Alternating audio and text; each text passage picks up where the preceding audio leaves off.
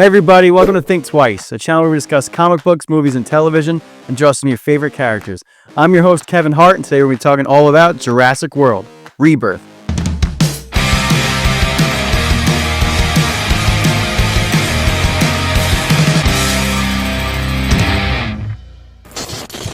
Stick around to the end of the episode to see how a drawing of a pterodactyl came out, and if you like what you see, subscribe to the channel for more content. Jurassic World Rebirth is a soft reboot / continuation of the Jurassic Park and Jurassic World franchises. It ties elements to both of those trilogies and comes just 3 years after Jurassic World Dominion, the abomination that was that movie. And just like the dinosaurs, they should leave them alone, but Hollywood needs to make their money, so we got a brand new Jurassic World installment. Directed by Gareth Edwards, who is no stranger to giant monster movies, having directed the 2014 Godzilla movie. And just like that 2014 Godzilla movie started off slow and then picked it up by the second and third act and featured great kaiju fights and monster and dinosaur fights, this movie shares similarities to that. I don't hate this movie, but I also don't love this movie. It's very middle of the road for me. It's at least a step in the right direction from the last two Jurassic World movies we saw, where things were just getting a little silly. Not even the OG cast could return and save that last film, Dominion. They're not trying to reinvent the wheel here with the Jurassic World and Jurassic Park franchises. They're just calling back on the nostalgic elements that we as an audience have liked since we were kids, and is now passing on to a newer generation as well. We got that iconic score returning in the movie, which was nice.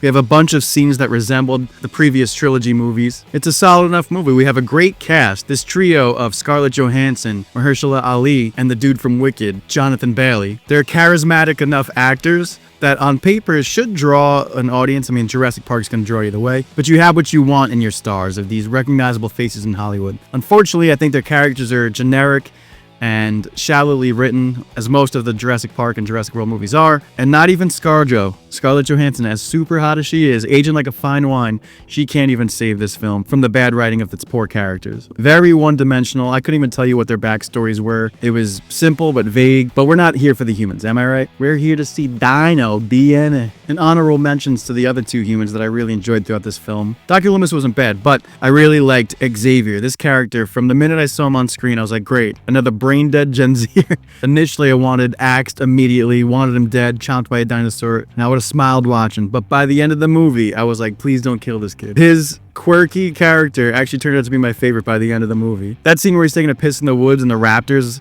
are about to attack him was super intense. I loved that. They did a nice job of balancing the humor and the suspense there. I really liked that scene. And then you got the little girl, I forget her name, but she was like Dora the Explorer with the backpack. She's carrying around Sarah from The Land Before Time. Dolores, very marketable with the plushie industry. She was a fun character. I liked her dynamic with this little CGI Triceratops that she's bringing back to the States or wherever to pretty much die, because, you know, the dinosaurs, they're dying off unless they live in like Orlando or something. But my question is, and my wife said this too, when she brings that thing home like it's a pet, like dog, that thing's gonna get huge. You're gonna have a Triceratops just like outgrowing your home. It's like Clifford, the big red dinosaur. I thought that was pretty funny. And I always love when like a kid character is the most confident of all the adults even. You could tell that she just knows what's going on. I really liked her character. And then the villain in this movie is just another, you know, greedy corporate dude. Basically a skinny Dennis Nedry who's driving away with the vial of DNA samples and gets what's coming to him.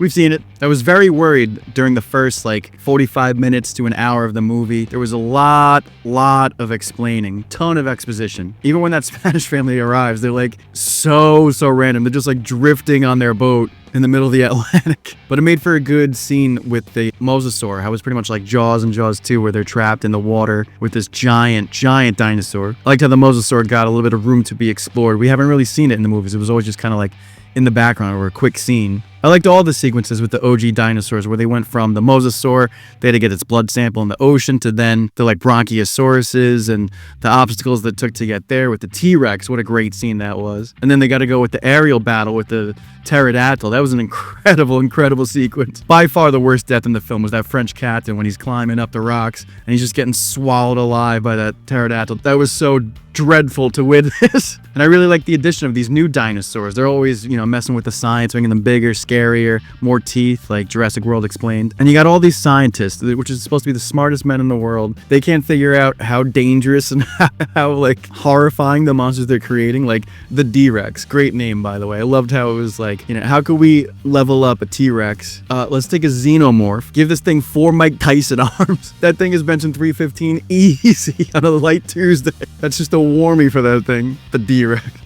Yeah, I got your D-Rex right. D-Rex, demonic Rex. You see the look of that thing? Really good scare scenes, really good horror elements with that, with the smoke and the flares. I really liked how that was shot. The movie, honestly, it had some of the greatest suspense moments that I've seen in the Jurassic World franchise in a long time. Obviously, kind of copy and pasting, the scene from the kitchen with these new Mutodons, I think they were called. Pretty much like the new raptor, but with wings. They were very terrifying. And I'm glad that they switched it up a bit because we've seen the T-Rex, which is always great to see. The raptors, they leaned very heavily into in that last Jurassic World franchise, so we didn't need to see the raptors so much in this one, which I really liked that we got more screen time with these Mutodons. They were really, really good sequences in like that gas station. That reminded me a lot of the Lost World sequence. Then you got the obvious, kitchen, but he's squeezing like a Mountain Dew Code Red or something like that. Obvious callbacks like that were enjoyable for the audience to recognize. All these little things were nice little nuances to the movies that we know and love. My favorite scene has got to be the T-Rex when it's like waking up from a nap.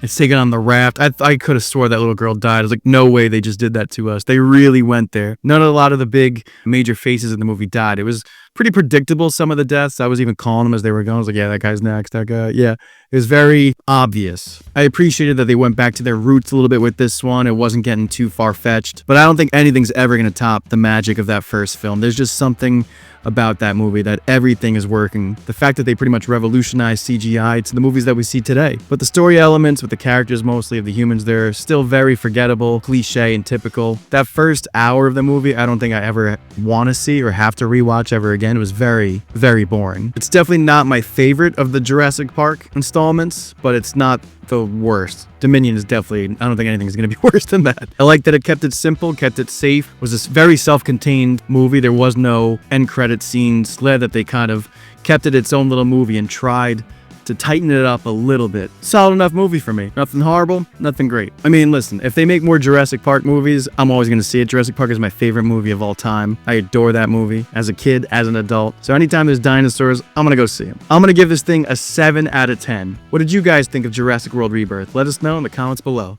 Anyways, that about wraps up today's episode of Think Twice. If you like this video, give it a thumbs up, comment below to join the discussion, and don't forget to subscribe to the channel for more videos. We'll see you next time.